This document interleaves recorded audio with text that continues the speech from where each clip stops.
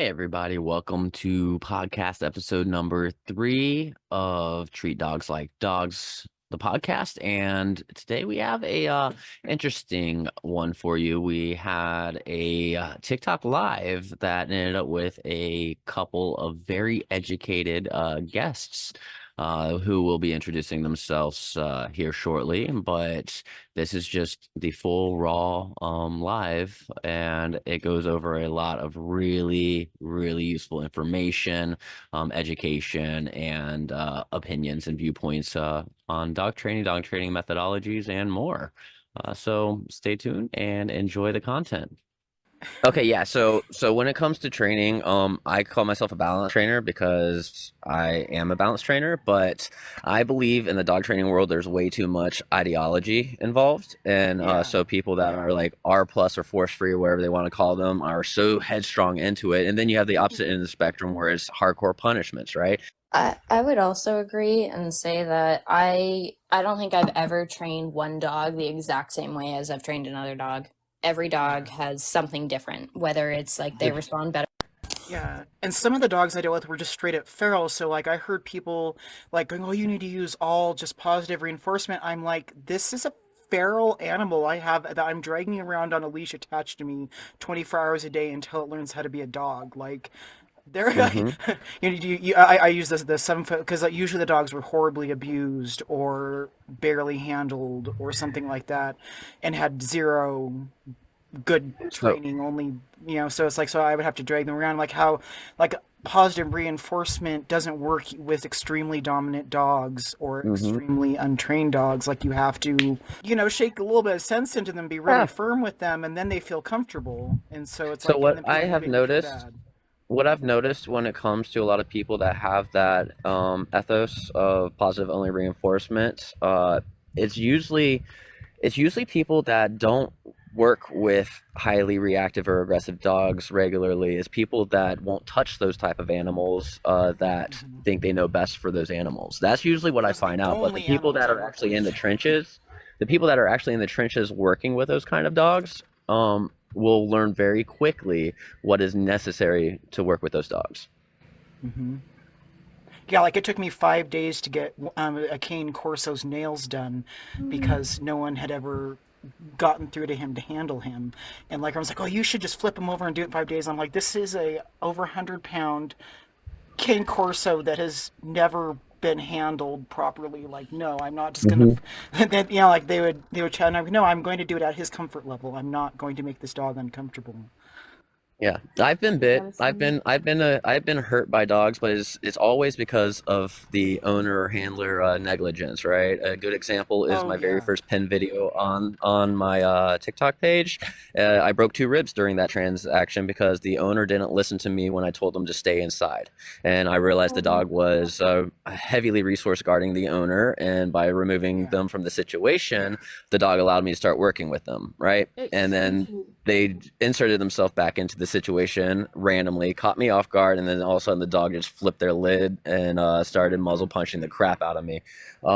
Yeah, it was That was fun. my earlier comment. It was the people that made me stop because I would get these dogs to this hmm great place. I'd find a great home for them or whatever, and then they wouldn't follow through on the plan, and they couldn't figure out why the dog was reverting. I'm like, but you're not. But yeah, now as my service dog is Dang aging it. out, he's going to be 7. He's like a puppy. He just jumped off a 15-foot porch with no problem. Like you would never know that he's pushing 7. But the reality is, I have to get back into the training world again. He's my second service dog, so my training, I was trained by a service dog trainer how to train service dogs about 15 years ago, but everything has changed. And hmm like I'm trying to figure out how to get, like, I know you can put a horse or a dog in front of me and I can absolutely do whatever you want me to do with it, but I can't tell you what method I'm using. I just look at the animal and figure out what it needs and do it. Yeah, But it's like sort of. everyone wants you to quantify what you're doing now, and everything that I do is intuitive. So like I'm trying to figure out how to get back into it with You've missed I a everything that say couple so lives where intense. I have talked about intuitive training, and I do talk about it often. And with experience, you can have the book knowledge and everything like that, but when you have enough experience, a lot of it is intuition. so. You're Yeah, but more I've like a never been bit. visual That says a learner. lot. hmm So you're Hey so what Clayton, how I'm. are you? Oh, sorry. So you're more like a visual learner. Yeah, I learned by Yeah. somatically very much by Yeah, and doing. I learned I'm by like that. doing. I can see shit I can see what's going on in my head, but I can't verbally put it out. Well, think But about also this, the guys. Think terms. about this. There's all these schools and whatnot. So think about it this way, right? Everybody that was the original behaviorist out there that wrote these books, right? How do you think they learned behavior? They watched the animals. They Yes. paid attention to the behaviors. They paid attention to what works and what doesn't. And then they started coining terms and started doing more research into it, right? So what you're doing is exactly how like the goats of behavior originally did it.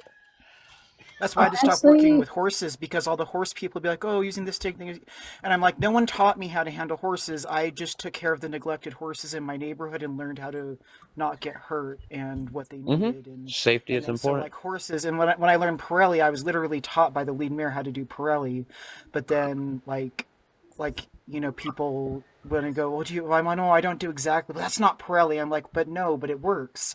Mm, yeah. honestly, It's But like how are it's I like you? how look do you I look back at what? my instinct-based training, and at first I thought I knew nothing when I was doing that. And I look back at it, and there are principles of good things in there. I just didn't know what the terms were, didn't have the right consistency and the right timing for them. Yeah, so yeah, I like to compare it to my photography, right? I know how to take amazing photography. I cannot tell you anything about like all the little things that I'm doing. I just know how to do it, right? Yeah. What's aperture? I don't know, but whatever I'm doing with this is working. But how are you, Hi, Clayton? cowgirl. Um, I do photography too. Fun. Yeah, I've got big prints that I've done back here of all my dogs. I've got all my photography gear back here, so that's dope. I do want to just quickly speak on this subject that we were just talking about. Yeah. Is my volume still low? No, Someone No, you're tell me. good. I can hear you clear. I can hear you. I have my phone on a tripod. I think it was being blocked. Um, But to be honest, I agree. By the way, Canine Informer, what's your name? Patrick. Patrick. So I agree with most everything that you're saying. I agree with a lot of what you guys are saying also, in the chat. But I will say that I think some of it is not good, and I want to explain why I feel that way. Okay. Yeah, the floor's yours. So, so like earlier, like Solar, like you mentioned, like you've never trained two dogs the same way, and like we talk about like training the dog in front of us, like and then like the other thing that caught my ear was like, hey, some of these dogs that are like really, really reactive or like really serious, like those are the ones that like the force-free trainers aren't training. And anyone in here that knows me, like I'm not a force-free trainer. Like sometimes I train force-free, but like not always. Um, but I think the problem is like, even if you're trying to be open-minded and you're going like, oh, well, like I train like this and I train like that. And then like with these types of dogs, I do it this way. And with those types of dogs, I do it that way. And it sounds like very open-minded, but I think at the end of the day, the conversation that has to be had is dog training is much more like a math problem, and trying to compare methodologies. Like I know like Plant, you said that you were like trying to come back into the space and like trying to navigate like all the different groups. Yeah. Like ultimately, like it doesn't matter how serious a dog's reactivity is, depending on like where that dog's reinforcers are at and your ability to manipulate those reinforcers, you may have to use punishment with that dog. You may not have to use a lot of punishment for that Mm-hmm. dog. So like it's much less about like a dog being hard or soft or like this method or that method or like changing methods forever. Like, dude, like I've trained like a shit ton of dogs and I did them all the same way because they were all very similar dogs. Because like you get different types of dogs, but then a lot of the stuff you see is repetitive. Yeah. And so like I wouldn't want anybody to like the idea that you have to constantly be changing, but you should constantly be monitoring the dog in front of you and your ability to manipulate those reinforcers. Yeah. So in the What environment. So, what I say all the time, real quick, what I go say ahead. all the time to people when they bring this up is training's really simple. It's about the dog's motivations versus the motivators that you're giving, right? So whatever the dog's motivation is, what motivator works for that dog? So if it's treats, great. If it's punishment, great. You know, like what motivates the dog to do what you're trying to get them to do? Yeah, so like think about it, like this, when I was mentioning like a math problem, like let's say I'm going to teach a dog recall and I'm going to use hot dogs. Well, let's say if a hot dog is a 7 out of 10 for the dog and the squirrel is a 9 out of 10. Everybody goes, "Okay, then you can't train it force free." No, that just means that the difference in pressure is only 2. So my reinforcement got me to 7. The squirrel's at a 9. I need a pressure of 2. That doesn't mean 2 on the e-collar. That just means hypothetically, that's how much pressure. That's the contrast between my reinforcer and the competing reinforcer. And But then like, at that point, you would have to change your reinforcer, correct? I don't have to change my reinforcer. I can decrease the value of the competing motivator by punishing the dog. And which is changing your reinforcer. Oh, sorry, not changing you. You're adding a punishment. Sorry. Yeah, yeah, Pressure to devalue or to decrease yeah. the competing motivator so that the motivator I'm using can actually get me the behavior that I want. So at that point, you're changing your methodology, correct? Well, I'm adding to the process. So Okay, if, which if is the, if changing the your game method, plan, which is changing the method of training that individual dog, correct? yeah, well, I would say that if your game plan was to do it force free and then you hit that moment in your training, then yes, you're changing. But if that was the plan all along, then that just means that that's the next step in your process. But I Yeah. think you're saying the same thing.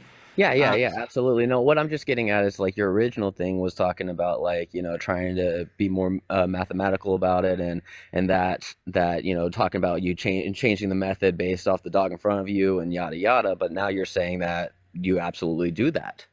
So I'm trying to find your baseline of where you're coming at. So can I pipe in here on this real quick? Sure. Yeah, Kevin. So for those who don't know who I am, I have a doctorate in clinical and behavioral psychology, and I used to run part of the military's canine program, and I've actually taken dogs down on deployment. And I used to have one of the nation's largest PTSD service dog programs. Um, you guys are are really illustrating one of the big common issues that trainers have, and it boils down to a lack of standardization in terminology. Because like a lot of what you guys are talking about is you guys have learned to do forms of dog training in different ways, and you apply dog training in your ways. And when it comes to discussing things like this, and it comes to teaching things like this, due to the lack of consistent terminology and consistent defining definitions about what you guys are talking about, it that is one of the biggest barriers to professional development in this industry, as well as just communicating ideas.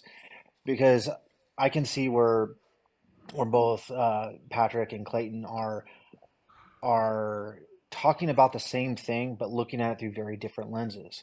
Uh, where I can see where people like Clayton are saying things like, yeah, well, I'm using this methodology. I'm not really changing the way I'm doing things, but I have to shift things for the dog. And I can see where Patrick's like, well, no, you're actually changing your methodology. When you go down to the construct of it, the root of the training fundamentals, it you are providing positive or negative reinforcement. You're providing positive or negative correction. You are applying principles of behavioral and psychological conditioning Hmm. to accomplish a desired goal. The Yeah, operant methodology, conditioning or classical conditioning. Yep. yeah, and the methodologies used in many ways are unilateral, but the perceptions that we as human beings and the emotional events that we have because of them are created a discord. So like some people hate using shot collars, some people hate using choke chains, some people only subscribe to treats. But from a psychological perspective, a sociological perspective, one I can make an argument where solely using treat training is more harmful on the dog than not using any shot collar, and vice Mhm. versa. Yep. So I think you guys are really talking about the same thing, if you guys were actually to start a lot of these conversations by setting down definitions. And one of the greatest things when I learned, I didn't get my doctorate in psychology till way later on. One of the things I learned about the sciences is when they succeed, when they start by defining the terms that they're using. Hmm. And as dumb as it sounds, we hope that every dog trainer understands what operant conditioning is, what classical conditioning is, what drives are, right? Yep. The concept of what, I mean, I say on your wall, we say there's no such thing as an alpha, right? But even those terminologies have a place based upon the definition. And it, I think where you guys will get rid of a lot of back and forth misunderstandings if you guys start by placing a consistent operational definition for what you guys are talking about. And that will alleviate a lot of your guys' issues because you guys really are talking about the same thing just from different lenses. Yeah, I mean, I guess my assumption is when people come up, most of the time they are dog trainers, and I just assume that we all understand, the four quadrants of operant conditioning, how classical conditioning works, and so on. But see, the problem with that is you're making the assumption that people are formally trained. Most dog handlers or most dog trainers, and I don't care if they're law enforcement, sport dog trainers, service dog trainers, household obedient pet trainers, most of those people learn through an apprenticeship style training. Very few actually learn through any formal training program, and many formal training programs or quote unquote formal training programs out there are not backed by educational organizations or standards. They're simply what Tom decided to put out this year and decided to sell in this magazine or on this website. Or and I know a lot of the That's major why I've industry never done guys. formal training, is because of Yeah, that, what you said. Yeah, yeah, so Basically, and there's, I but don't so think but Kevin. that's what these that's where people the are thing trying to do. is you have to start with a good understanding of where people are actually at. Oh yeah, yeah, absolutely. I do agree. But I also disagree in the point of the live, right? So the point of the live is education. There's Yeah. 27 people watching right now, and I guarantee most of them are just pet owners, not professional dog trainers. So if I just put up here, the definitions, it's likely that I'm going to have less dog trainers come up here and discuss it to where we can actually start opening a conversation and educating the other people that are unaware of these concepts. Oh no, I caught you wholeheartedly, but I'm just talking about it as an example between like even what you and Clayton were talking Oh about. yeah, yeah. No, Yeah. I think after me and Clayton were talking for a while there, right before you came up and started explaining things, I think we were actually about to come to the general consensus that we are talking about the same thing. Yeah, I I think that's think so. I also just want to say, like, earlier, like, I put in the comments that I'm sorry, you said your name was Patrick? yes. Okay, Pat. Yeah, I put in the comments, like, do you think that an e-collar has to be conditioned? Because, by the way, you answered that question beautifully. Because what I was waiting for was for everybody to hop in and talk about how you have to condition it and this and that. And my issue is that even in the balanced community, and it's in the balanced end of the fourth free or whatever you want to call it, Hmm. that people regurgitate things that other people say, and they're not really breaking it down and thinking about it to a a degree that actually allows them to work outside the lines that they've been given. And so, Hmm. like, you ask, like, your run of the mill, like, balanced trainer, like, can you just slap an e-collar on the dog? They'll go, oh my god, no. They immediately start defending the e-collar and they get defensive, and it's like, look, like, if you're not able to understand why you should sometimes and why you shouldn't sometimes, then, like, how well do you really understand this tool that you're defending? Yeah. I agree.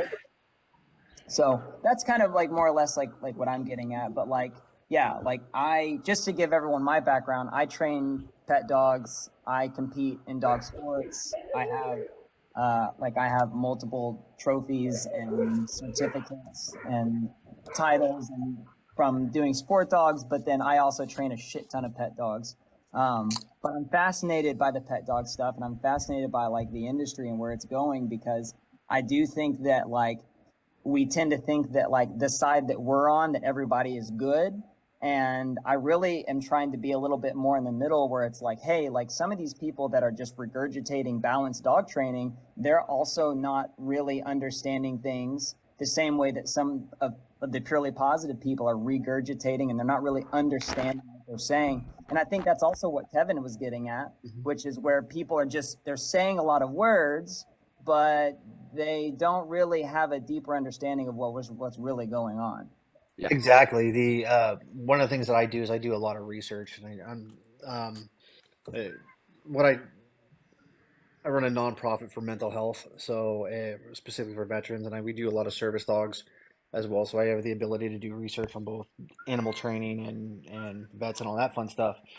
And one of the biggest drives that I have for the next probably 24 months is helping trying to help shape the working dog industry, the professional canine industry, where we go and actually use appropriate terminology, so professionals understand what the terminology actually is. And like Olivia is saying in the chat, that yeah, the biggest issue in the dog training industry is the industry, Hmm. because we are a lot of trainers, especially a lot of social media influence based trainers, they're trying to do the right thing. They mean well, and I won't. And um, they they're not trying to do anything grossly inaccurate. They're just don't have the education or the knowledge behind it, and we have to get that information out there. Oh yeah. That's where Yeah. the Agreed. regurgitation comes in. That's where the regurgitating of well, I heard this other influencer say it, or I saw this YouTube video and they said it, and it sounds good. So then they just go into battle with like a pitchfork, and they're just like this is what it is. And I'm like, you're defending this thing so vehemently, and you don't understand it nearly as well as you think you do. An And example with that, I wish y'all were here last night. It would have been great to have your input on this, but that Karen Pryor is a joke thing is not based on the training methodologies, but more so as as the individual person. But somebody came in here, pew pews blazing, defending the training methodology and stuff, and I tried to explain it time and time again, and they were talking about how they just read her book and so on. And then eventually it came down to me asking them, like, what's operant conditioning? And they couldn't answer that question. And so I had to explain to them, like, look, you're coming in here, pew pews blazing, and you don't even know the fundamentals of training methodology. Like we can have a discussion, but that's not the best way to jump in on it. I believe that the biggest thing about training, dog training and animal training, is that there's way too much ideology in it. So you have hate on all sides of the spectrum for everybody else's way they train their dogs, when it should be very neutral. Yeah, I totally agree with you. There's a lot of ego, and you're right. When people actually understand the depths of psychology and principles of conditioning and the fundamentals of dogs, training actually goes a lot quicker. It Um, does. you, I am I am well known for what I do in training, because I can train, not proof, but train a detection dog on an odor in roughly 10-15 minutes. Um, I can have a mental health based service dog ready to go in roughly 6 training hours. Once again, where do you that train out of, Kevin? do what? Where do you train out of? I'm out here in California, What Sacramento, part of California, Sacramento. What what resources would you suggest for someone to just learn those basics? Like, I mean, I've done a lot of training, but not from a basis of like I could see where I could get the same effect quicker if I understood what I was doing versus just intuiting and taking the long route.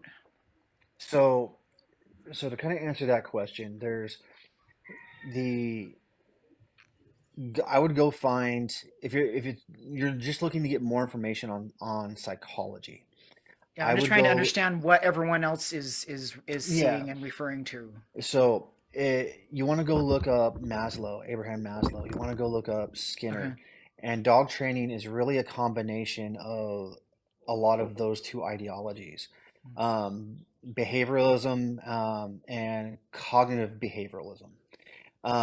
And what it boils down to is between those two, you're talking about either shaping behavior. They include extinction, where it's training out behavior. It talks about the hierarchy of needs. You're talking of, and hierarchy of needs is very, very root fundamental element. Things like air, water, um, I feel like food. Jerry Bradshaw's school in regards to dog training, anything Jerry Bradshaw does, I think, even like his podcast, I feel like he gives a very unbiased sort of just explanation of a lot of those things. If you just go through the For controlled for aggression. Jerry, I know Jerry. Jerry's a good guy, and when it comes to terminology, yes, he's very good at explaining terminology. I even the when it comes to applying it, he's very, very old school and hasn't evolved what he's doing based upon the science and elements out there. But he's still very successful in what he does, and there's nothing wrong with what he does because everyone has pros and cons, right? Um, if you want, and I didn't mean this to be a plug by any means, but um, if you go look on Amazon, I have a book on Amazon that is a combination of what I teach. It's called the Cameron Method. Basically, it's a combination of the military working on methodology for service dogs and how Could I you train type that? dogs. Could you type your book and everything into the comments? Yeah, I can.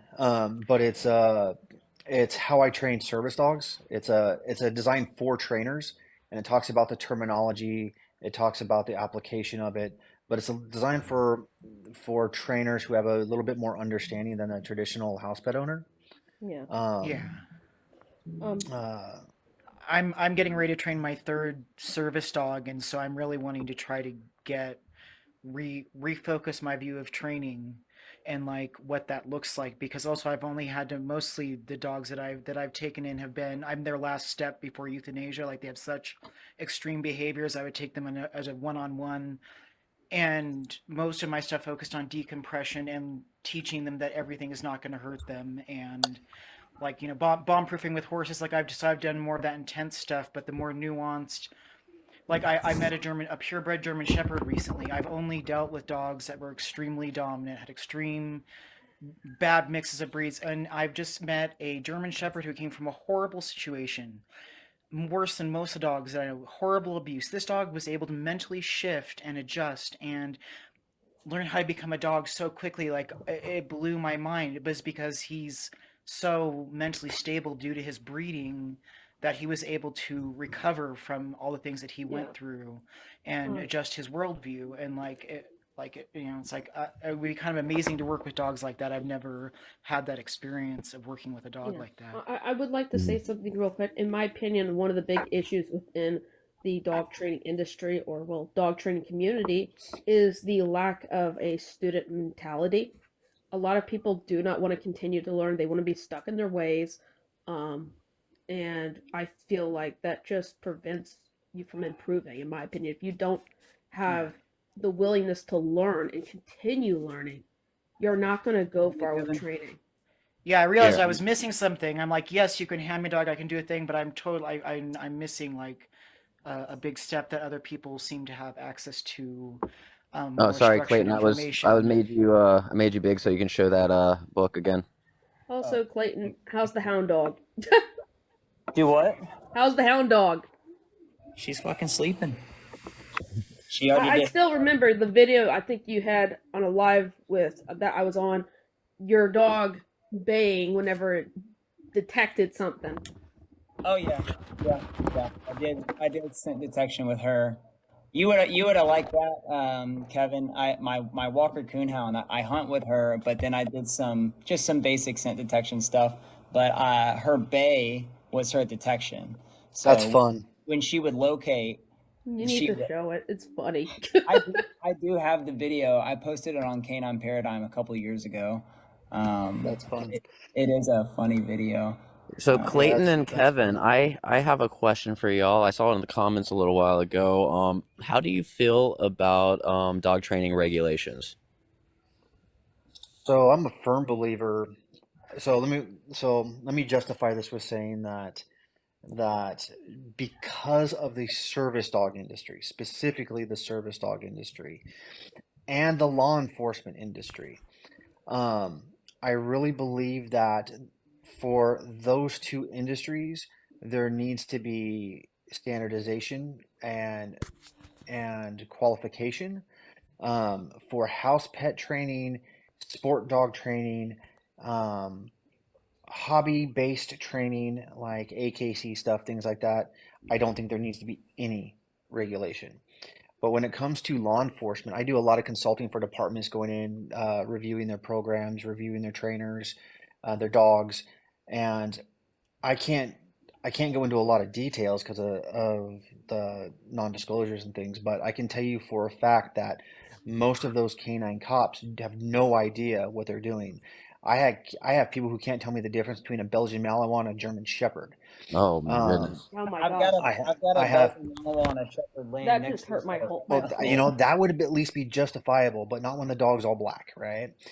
Eh, and but when it comes to the service dog industry, because I've seen it from both the medical side and the handler and trainer side, um, it would eliminate a lot of questions about what a service dog is, who can have one, and more importantly, prevent people from being taken advantage of.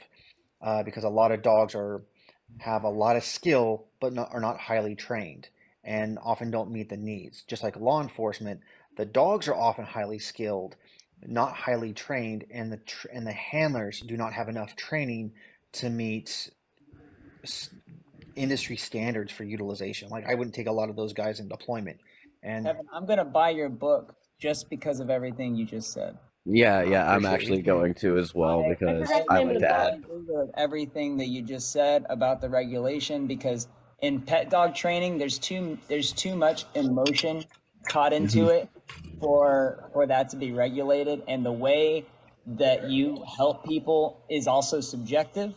But when it becomes to a dog that is task trained or a working dog, I think it's much easier to measure success. And so when the success is more measurable, then it's easier to put guidelines onto sort of what the expectations are going to be.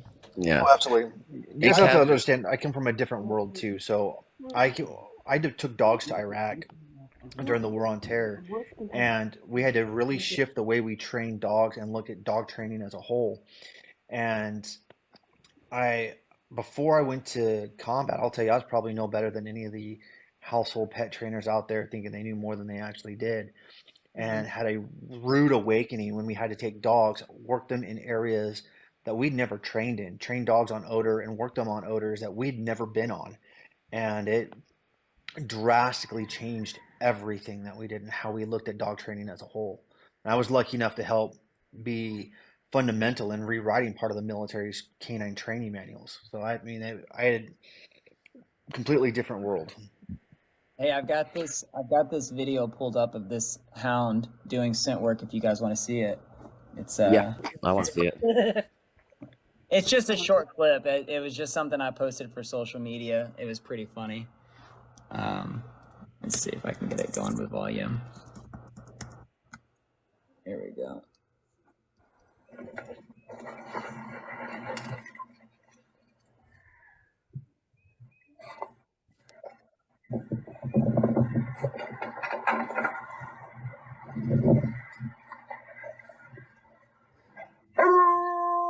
That's a beautiful change of behavior. I love it. That's Yeah, awesome. I'm pretty I love sure. that hound bark. I'm pretty sure she's just sitting up on the couch somewhere. Oh yeah, there Oh, she oh, I is. gotta expand you again. Oh, you're good. That's her. That's Oh, all she does most days, just sit on the couch. So you guys know who I am a little bit because I haven't seen most of you guys before. I just put a link to my actual bio, my professional website, down in the chat, so anyone can look up my bio, my resume, and see who I actually am. Your book's in my cart right now. Yeah, I So just do you followed you. do you dabble in any protection sports, Kevin? Uh, Me personally, as working a dog in them, no. I've helped train them. I've helped fix issues. One of my dogs that I was training with my team, because one of my teams I was training was actually was the international grand French ring champion many moons ago. But when I got out of the military, I went to go do a competition and working a dog for real world odor detection and tracking and things like that is so much different than sport work. I actually got pissed off and frustrated and walked off my first competition because I took my retired military working dog with me because we just wanted to go check it out. I figured to give him something to do, right? And the wind had changed, and he ended up picking up the track. Uh, and because he picked his nose up off the ground, he went straight to the decoy. They docked him points. I'm like, you guys have no idea what the real world is. And I got pissed off and left. What sport? Um, it was French ring, or Oh, no, that one was Schutzen. But I like training dogs. I'll go to a lot of clubs and I'll help them fix training issues or bite work issues with specific dogs, or help train their decoys, things like that. There's a lot of things that make me cringe in a lot of the working dog sports, like French ring, where they are okay with biting with the front of the mouth. Um, what do you and think about PSA? Because that's what I do. it's a sport. It's a sport. All that stuff is a sport, and there's nothing wrong with it as long as the dogs are enjoying it. But when it comes to practical stuff and the welfare of the dogs, I was it was beat into my head in the military that you want a full mouth bite, don't, because you'll rip out canines and things like that. So when I see dogs doing it, I get that it's a sport, but it still makes me cringe, and I couldn't in good conscience for myself teach my dog to do that, if that makes sense. The The little sport things like part, that. like It's just a preference. the front mouth biting, or just the sport in general? Things like the front mouth biting is just an example. Because we hate front mouth biting in PSA. Oh, I know, but at the end of the day, it's a sport. Yeah. And I do so much training and consulting right now that even if I was training for it, it it I would never have the time to put into it to compete for the dog. I still have my Malinois, my working dogs. I still do dual purpose work with my dogs, things like that. I just don't train them up for those competitions. It I takes a just don't lot. have the time.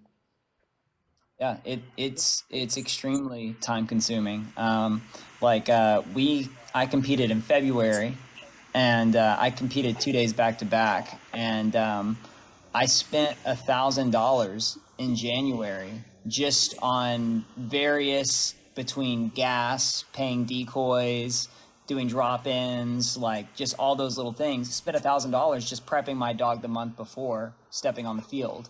The money isn't the issue. I am one of the few licensed clinical psychologists that actually has a Purple Heart. So I do a lot of work with vets, first responders, training. Um, I am I wish you were closer. I'm a fairly decorated canine guy, so I get tasked out or requested to go fix law enforcement agencies, a lot of detection, training, problem solving, scenario based stuff like that. So I'm being sought after to do things, so I don't have time to do my things. Yeah. Makes sense. Makes It's sense. like Kevin, can I ask what branch you were in? I was in the army. Oh, okay. No, that's cool. That's cool. Either way. What did you do in the army? Um, Um, Me, I started off as a combat engineer doing explosive demolitions, and I kind of got voluntold oh, to go do sweet. MP K9, and actually on the Sister Marine. My last deployment in '07 was in Al-Anbar province. I was the only Army canine handler running uh, a sector out there, running the Marines. It was great. They didn't know what to do with me. Interesting. Interesting. Yeah. Hey, just so you know, I don't know if you've seen her in here, but Angela Lowe, she's also canine handler, Marine or Air Force vet, if I'm correct. She's pretty cool. That's awesome. I think I Yeah, just followed she's both of you here guys. in Yeah. Pennsylvania, but she's a distance from me, so That's way it's too a pretty cool. big state. Yeah. I just followed her too. I try to follow all canine handlers. It's great. Someone in the comments said that they missed the alpha conversation, and we actually didn't have an alpha conversation yet. But yeah, I do have. There's no alphas. That includes the owner. We're probably not having a conversation about it because it's not very interesting. Like, Yeah. it's sort of a subject that's been beat to death, like in pet dog training, I get clients that they kind of sprinkle that word around every once in a while when they speak to me. And like, I don't even, unless they're like really riding that word hard and they're like sitting on it, then I might say something. But otherwise, I just let it go. I go, look, like ultimately, like the dog is your responsibility. You're responsible for that dog's behavior. You call yourself a parent, coach, teacher, alpha, whatever you want. As long as you're not being unfair to the dog, then I don't really care what you call it, because, you know, there's just no point in beating that subject to death. Well, what about trainers, dog trainers that call themselves or try to teach alpha theory?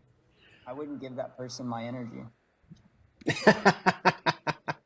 I'm Honestly, being, that's fair. if somebody was like, oh no, I do alpha, like I'm just like, okay, well, like then just do your thing. Like I pretty much like to be left alone. So like if I run into somebody, same thing, like I'll have a conversation with just about anybody. But if you're like extreme and you're like, you know, you have these types of beliefs, then it's like it's not really worth my time. Like there's so many other people, like the people in this chat, that are worth speaking to. So Yep. There's nothing wrong with that. I mean, it's the like you guys were talking about you're right. It's all this is where I really get in on terminology and stuff because like even when we were talking about alphas earlier, it all depends on the context of what you're talking about. Yeah, you're talking about pack mentality, talking about the hierarchy based upon the Greek element of what it meant. Are you talking about the egotistical pricks that are saying, "Well, I'm the alpha of this thing. You need to be the alpha of your dog," and all that I'm happy gonna bullshit shit. dominate my dog, Yeah, you I know. don't want to do that crap. exactly. Yeah. Exactly. Everything is contextual, and like at the end of the day, you know, like that's why I agree so heavily with what you said earlier, Kevin, about like the regulation is like I don't need to dissect things for my pet dog clients because they're so far behind that it's not worth giving them a lesson on terminology. But certainly in the, you know, the working dog aspect or dogs that are task trained, yeah, like definitions need to be laid down and like lines need to be drawn and like success is measurable. So like that's kind of how I view that stuff on like when it's important to dissect a word and when it's not, because it might not be important to dissect that for like just the lady down the street that like is struggling to walk her lab versus like someone that's like task training a dog that's for the military or for like a disabled person. And that's kind of why I said when you asked me about the who should where should there be industry standards or governance of any kind, that's why I really said that uh, professional industry like law enforcement, security-based operations, or medical related animals, that those are where the standards need to be based upon those missions. And I say that because I've worked in those, not because I'm making some off the wall suggestion. Hmm. But yeah. Yeah, that makes sense. That makes plenty of sense. Would you say it's because it's measurable? That's what makes it easier to draw, because pet dog training to me is very difficult to measure, and therefore that's why it's hard to have boundaries. But something like what Actually, I find more measurable. actually they're all to me they're all equally measurable. What it boils down to is safety. Um, and most law enforcement canine handlers, their only backup on the road is often that dog. When it comes to explosive detection, their only backup is they're relying on the capabilities of a dog that they don't truly understand. And after taking a explosive detection dog to the desert and back, I understand what it's like to have hundreds of people walk behind me, and if my dog missed something, someone dies. And Yes. But how do you and feel that that's just as measurable as training a pet dog? well, that's just about standards, right? I, if you have standards for your dog training, that's one of the big things I pulled from the military is the military dogs have standards for what a sit looks like, what a down looks like, what a stay consists of. Um, a lot of pet dog trainers don't. But when you operationalize what each task is, then you have a measure of success. Now, that doesn't mean that it's as good as we want it to be, but that's just a business thing. You know, I always want my dog to be better. I always want my clients to be better, but does your dog do it? Yes or no? And then you can improve on it from there, but does your dog do it? And those are measurable standards. If I your think dog that does, I think I train very differently than you in that regard, or maybe I run my business differently, because I get a lot of To me, I can't tell like if you look at my hound and you look at my Malinois, Hmm. they do not have the same standard of training. They don't have No, to. they won't. No, exactly. But what I'm saying is for a pet dog, it's when that person feels like they're happy. It's less about sit down, stay, he'll come. For me, and I'm not So that's saying a customer service element, yes. Hmm. not a dog training element. So that's a business customer service element. And I did a lot of the same thing. So like what I used to do many years ago, I had a specific nonprofit for service dogs, and I'd let everyone come in every once a week. I didn't care who's trained your service dog, coming in, we'll do group training, come whatever. But once I had a standard for a dog, the dog met standard. And if you wanted to come back and improve it based upon you, the individual's wants, needs, and desires, by all means, come back. But this is what the standard is. This is what it looks like. Even in the military, the dog could meet standards, but that doesn't mean we were done training. It was your job and responsibility to elevate that dog's capabilities in that training. And one of the things that I learned in doing house pet dogs as part of business was I lost a lot of money because I let my ego drive uh, my business for a while, and I was a lot like you, Clayton, where I was like, you know what, I want my dogs to be better until when my client's happy. When my client's happy, when you have a standard and you show them what a standard looks like, because I was one of those dog trainers that actually had a dog that could perform rather than my dog being the shittiest dog in the group, and Demo dog. right. I had my demo dog, and when their dogs could do what my dog did at a very basic level, that was the standard. And they could come back for additional training if they want based upon their needs. But once they met the basic standard, everything else was advanced training. So right now I've got a dog. It's a 150-pound Irish Wolfhound, um, and the reason they called me was for the dog was, I mean, the dog was doing cryo chamber shit when it was 4 months old. Very had a lot of health complications growing up, and so being tended to so frequently created a lot of codependency in the dog. And so the dog has a tendency to wake up in the middle of the night and howl, or wake up at 5 a.m. and howl, and essentially just want to be left out. And then if he doesn't get that immediately, due to all of the codependency and anxiety that the dog has, he'll just shit in the house. And so for this dog, I'm not teaching sit or down or place. Like, we're more or less focusing on the dog's state of mind and getting him to not. And by the way, we're 3 weeks in and he's doing excellent. But I wouldn't say that he's learned a lot of obedience commands. So how would I meet your requirements, given that what's going to make my client happy is, like, they don't care if the dog does sit down, stay, he'll come. They want to be able to sleep through the night. Yeah. So So, sorry, Kevin. oh, Let me jump go in for and it. then you can go. So when it comes to companion animals, the very first thing I ask clients is, what is the goal? Right? What is the goal? And then also setting the proper expectations. If the client, and also what the client's expectations are, right? So if the client's expectations on a well obedience dog is exactly what you're saying, that's not the exact same as somebody else's expectations. And that when it comes to a customer facing role, when it comes to clients like we're talking about, companion animals, I think it's going to be very different than working dogs with standardizations. That's why I'm saying that it's to me it's harder to measure the standard of what's acceptable. I don't think so. Because kind of like what you were saying, Patrick, when you are working with a client, and especially like this client who wants to sleep through the night, right? It's the same thing as mental health in psychology. You identify what the client wants to do. You you talk to them about what's actually realistic, because a lot of clients don't know what a dog can and cannot or should and should not do. Um, and then you identify what the standard is of success, and you rate your time or hours or your rates based upon how long it's going to take you to accomplish that with that dog. Otherwise, you're going to get clients that come in, well, I'm not happy, so the dog's not done, and you're going to be training for months, even though you exceeded the standard a few weeks ago. That seems more like And expectation setting than a standardization. Well, I mean, I guess they're kind of flip sides of the same coin.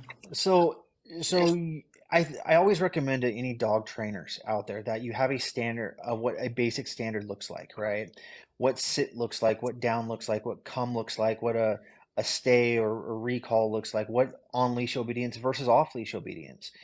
And when you have your standard of what that looks like, you can modify things from there, but at least you have a place to start.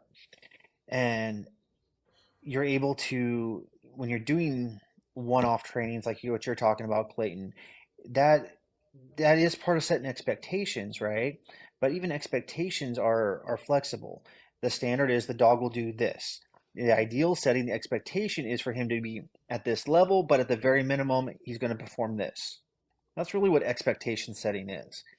When it comes to obedience standard or task standard, I think a lot of people misconstrue the terms.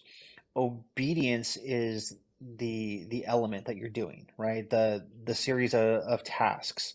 But you're really training a task, and a task is still measurable.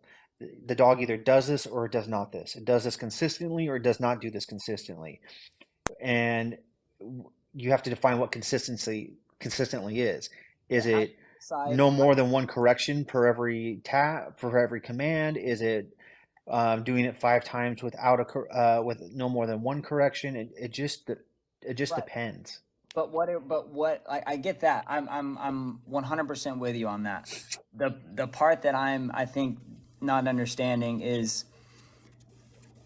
you can measure tasks and you can set expectations. But what I'm saying is it's not necessary for me to teach the same task to every dog. And Absolutely correct. that's where the expectation is for me. So like before I take any client, I do a virtual conversation and they tell me all their problems, and I ask them usually I say, what would your ideal outcome be? Like if you hired me, like what would a happy you look like? And then they tell me what that looks like, and I take what they said, I repeat it back, and then I sprinkle in what I think is realistic. And that's how there's the exchange. They go, I want this, and I go, I can give you that. Does that work for you? And if we're both happy, then we can move forward. And that's how we set. So what I think you may be conflating here is there's a difference between customer service that you're doing and how you're running your business based upon customer service and fundamental canine training standards. How you utilize a choke chain or a flat collar or a martingale or an e-collar. How you define what a sit looks like. You are having what you're describing is the with your client to meet goals, right? You cut out what you said that last. I said what you're discussing, what you're really talking about is the customer service elements with the client on how you're going to meet their goals and expectations and negotiating what those goals and expectations are. But you can always define what a standard is for how you're going to interact with that dog. And so we can always have standards, and you're not always going to train a dog the same way. I'm a firm believer that 2 dogs in the same household don't have to have the same rules. They just have to have consistency. Yeah. So totally, it's totally how I run my house. And in fact, I tell all my clients, if they ask me what the rules of my household are for my dogs, and I'm like, well, which dog are you asking about?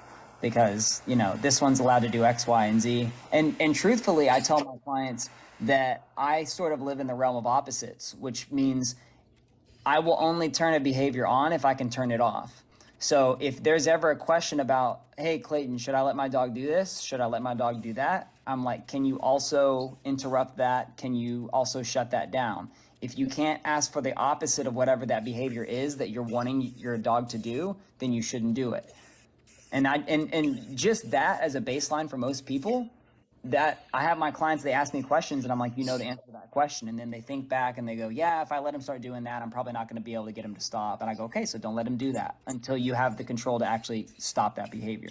And that all boils down to the experience of the individual trainers and the ability for the owners of the dog to reinforce it. Yeah, that's just my foundational, basic, if someone asks me if their dog should be allowed to do something, that's just my basic answer without getting into all of the gray areas, because Lord knows that there's a lot of gray areas in dog training. So real quick, guys, I want to address some comments that I've been seeing a lot of. It's in regards of dog nutrition. I'm not a dog nutritionist, and when it comes to asking questions about dog nutrition, I recommend not really trying to discuss it in heavy detail, because if one of you has a certain case or situation where that nutrition advice doesn't work for your dog, it could possibly be harmful.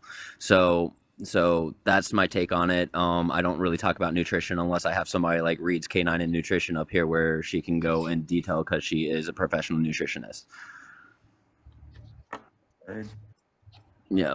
Okay. Sorry, guys. I just had to address that so somebody in the comments doesn't take bad advice that wouldn't work for, and not bad advice, but just advice that wouldn't work for the dog and possibly harm the dog. Can I jump in real quick? Yeah, IG. Hey, what's up, Kevin? I've been listening to you since you started talking. It has been a while. Just for informational background, I do a lot of the same things Kevin does. I was 17 years security forces handler. Now I'm training service dogs for vets, and I also train personal protection and pets. I had a nonprofit where I was under the VA's umbrella.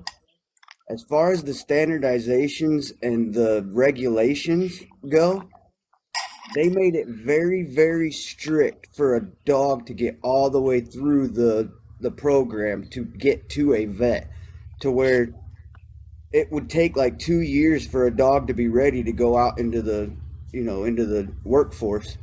And not every vet qualifies to get on the list to get a service dog.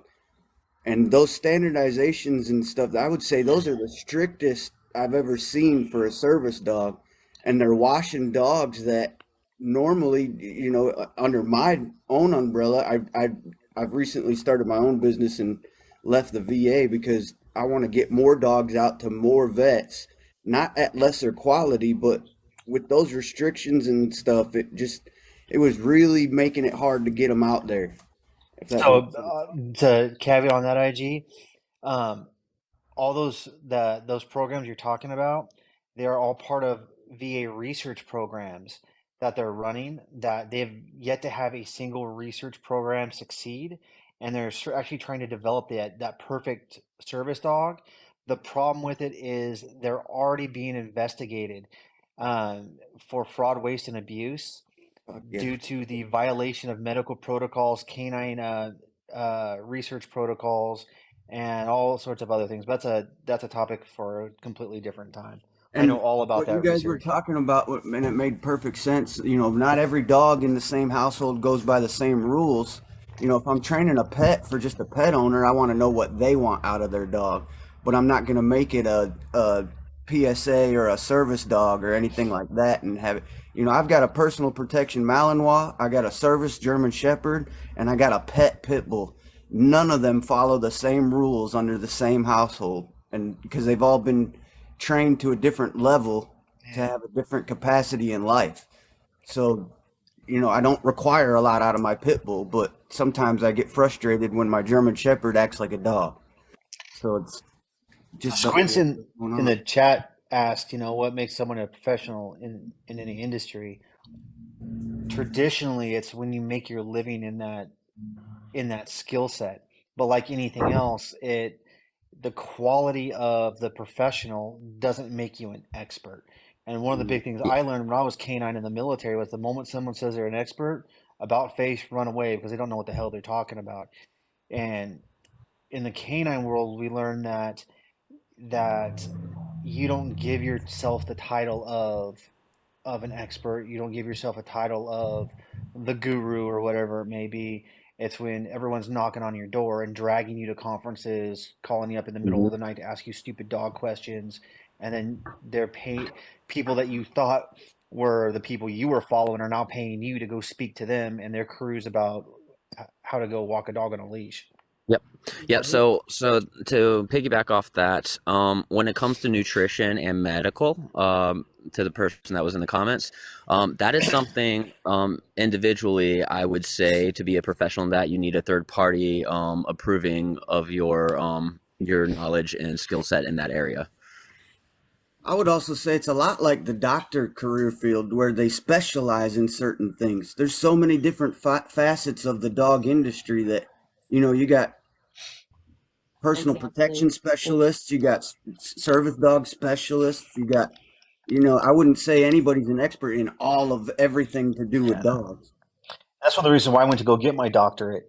And the only even reason I claim myself as a subject matter expert, and the only reason, is because I got dragged to go testify to Congress and the California State Senate specifically on working dog utilization in service dogs and working dog training. And that's how I quantify and qualify it. But as a whole, I'll never claim myself as a subject matter expert in all dog crap, just like IG was talking about. No, other I know what people. I Yeah, Yeah, I know what I know, and other that's people it. are the ones that make that claim. You don't make the claim yourself. I mean, same here. Yeah. I don't consider myself the expert in behavior modification for reactivity and aggression, but I have city council seeking me out to help them develop free programs for our city, so that way we can help educate people in training methodologies and canine behavior, so that way there's less dogs being relinquished into shelter systems. Yeah, usually the best dog trainers to follow and listen to are the ones that are self-proclaimed like forever students. Like the moment that somebody stops having a student mentality, doesn't matter how good they are, I don't usually like to listen to that person. The best ones are always a student. So Clayton, that book that I put out that's in your cart, that that was actually produced and put on Amazon because I got called up to Canada to go teach a bunch of trainers how to be service dog trainers and duplicate what I was doing. So I published it just to copyright what I was doing, and that's the program I taught. Do you want me to put this back on the screen so everyone in the chat can see it? Okay, Kevin, can you? Yeah, go ahead and do it. What was the name of that again? Hope that I have this right. Hang on. It's called the Cameron Method: Service Dog Training Fundamentals. Turn my camera around. All right, is this it? Yep, that one. Mm-hmm. Here's the front. See what it's called. So, The Cameron Method: Service Dog Training Fundamentals. Yep, go ahead and screenshot that. Anybody that wants to remember it. I heard that, sister. That's great. Guys, That was perfect timing. I love it. you're welcome. in case you guys don't know how to work Amazon, you go over here, you click this button, and then you go in and you buy it. Ha ha ha. My budget's a little tight. It'll have to I promise happen. I'll buy it. Oh wait, there's the code. God love my income right now. It's $20. Listen, you want to see what my red bank account looks like? Oh no. Again, it's gonna have to wait a hot minute. Guys, I've But got it'll sit in the wish list. How's that? Well, Oh, I got to absolutely. roll, guys. I got other things I got to get done today. But I appreciate you guys having me on. And Oh, yeah, by absolutely. all means, Patrick, if you want me to come on your podcast, just hit me up, set a time with me. Yep. I'm more happy to do it. Oh, for sure. And I'll be using a large chunk of this conversation. So anybody that was up here, I'll definitely make sure that you get a link to that as well.